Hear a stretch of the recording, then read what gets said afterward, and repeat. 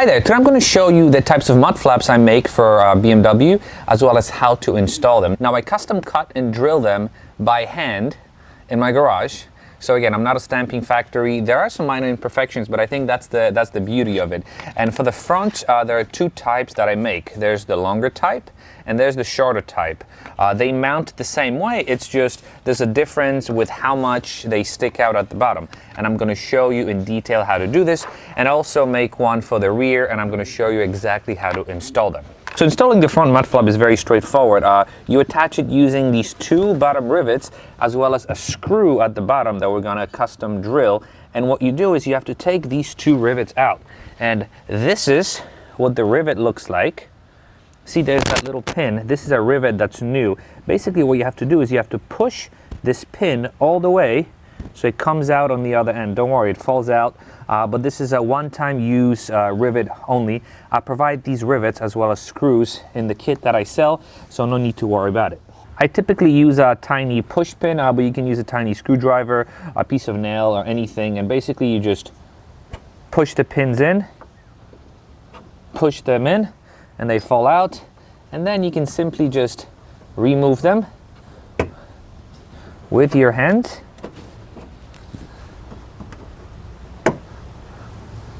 There you go. And you are ready to install the mud flaps. So this is the difference between the short mud flap and the long mud flap. As you can see, the mounting holes and the overall design is the same. The only thing is the longer one is about maybe 3/4 of an inch longer, so it gives you this much of an added protection. But they install the same way. Another difference is the longer one has a logo here that goes on the inside, but don't worry, after a couple of days of driving, this logo disappears. So let's start with the shorter one first. To do this, you take a new rivet that I supply with the kit, and you push it in here, and you press it in here. Perfect. No need to push the pin in just yet. You put the second one in, and now you think you're almost done. Next is you have this third hole here. Now, no rivet goes in this hole, but a screw that I provide goes in here. So what you have to do is you have to put the screw in here and drill as hard as you can into this plastic. I already have a hole in here, so for me it's easy, but basically just grab a screwdriver and screw it into the liner, and you are all set. Now what you have to do at the very end, you have to push these pins in. I'm not going to do it because I'm going to show you how to install the second one, but let me just highlight what they look like from all angles. Now here's the shorter one. As you can see, it still protects you from that tire sticking out, but it doesn't extend all the way. And what happens is when the tire debris gets kicked up, you can see, yes, it might hit some of the back end right there, but it doesn't look as obtrusive as the longer one, and it's still very, very hidden, and you can barely see it because the flat black blends in with the tire. All right, now we're going to install the long one. Again, with the long one, the logo goes towards the inside of the tire. So again, you put the push pin inside, you put it in the first one, you put it in the second one, then you grab a screw and use a screwdriver to screw it into the liner. This prevents any flapping. And then you can either take a little hammer to hammer it gently, or you can try to use the back of a screwdriver and push it in. Just tap it gently with the hammer a few times. See? And it went right in. So if you cannot push it in by hand, try a bit of force, but tap it straight and tap it gently. So this is what the longer one looks like from this angle. Pretty cool. And this is what it looks like with the wheel straight. As you can see, the side protection is the same, but this one extends just a bit longer at the bottom, so any debris that gets kicked out from the tire gets caught here, and the only sort of splashing you get is underneath. So if this was my decision, I would go with the longer ones, but both offer definitely an improved protection for the body of your car. Because look at it, I've been driving this car for about 2 weeks now, and the side stays pretty clean. So now the back mud flap is a bit more involved, and it requires a removal of the rear wheel, and this is how it's attached. I actually made a video about it. Maybe we can cut to it real quick. Installing the rear ones is a lot more involved. You have to take the wheel off, and you have to drill screws into the fender liner. No big deal, but let me show you how it's done. All right, so the wheel is off, and then what we're going to be doing is we're going to be screwing the mud flap into this plastic liner. Now, I hope the camera can pick it up, but these are all the test holes that I've done. So my liner is kind of beat up, but I did it for your benefit. And here's the kicker. I've realized that you can mount these only using 2 screws. If you place them in the appropriate spots, and these are the 2 spots, they'll sit nice and tight. Now, when I send these to you, they're going to be pre-drilled with these holes, and I'm going to include the screws.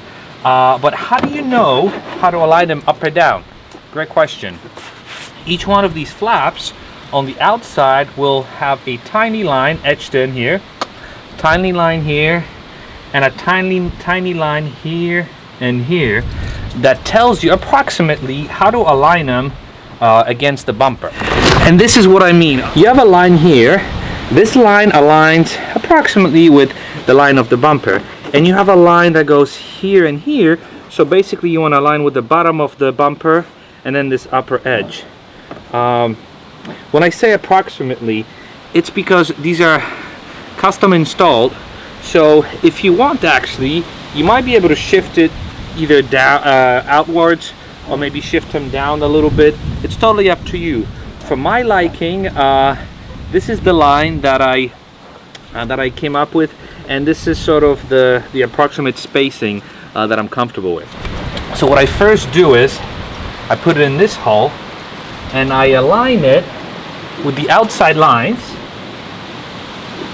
And once I'm happy with the alignment, I press them in. It's important that you press them in, because that's how they're going to sit. They're not sitting straight, they're not sitting up in the air. You want to press them against the liner. Why do you want to do that? Is because during the winter driving, you don't want any snow accumulating in the back and ripping them off. So the lines on the outside match with the lines of the bumper. Let me just double check. Bring them higher. I'm actually going to push mine out slightly out. So I'm going to have about a 1/4 inch gap. So I'm going to push them out, and then while holding my finger, you put the screw in.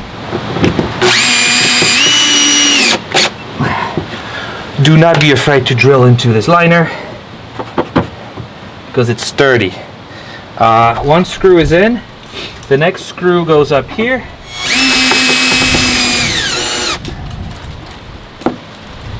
and there you have it. This is pretty easy. It's not that you think about it, it's actually straightforward. And look at it. This is nice and sturdy. Because of the fact that it's bent, it actually sits tighter. And all you need are just these 2 screws. It's that simple. Well, let's take a look at it one more time before you put the wheel on. So this is your wheel well, and this is your mud flap. It kind of scoops in. You might have a little gap here, but because these are curved, there's nothing really that you can do about it. But on the inside, you have these 2 screws. That's all you need. Do not drill in this area. This area has a metal panel behind it. Ask me how I know. So once again, as you saw in the video, these are the lines that I'm talking about. See, this is the line, and this is the line that I align with that. But once again, the most important thing is to push the flap against and then press it with your finger, because when you press it with your finger, it kind of goes in a little bit. So adjust it only after you press it. And the beauty of it is these guide marks are for this sort of longer design. I have since adjusted it for my personal preference, and I moved it up a little bit. So it's totally up to you how you want to install them. The reason why I install these is to protect my very expensive diffuser, and they stick out just a little bit, and they give me this much extra protection. So I hope this video was somewhat helpful in demonstrating how easy it is to install these mud flaps, especially the front ones. But when you get them, the side of your car will be protected, especially when you have a wide body. If you have any questions or comments, leave them down below.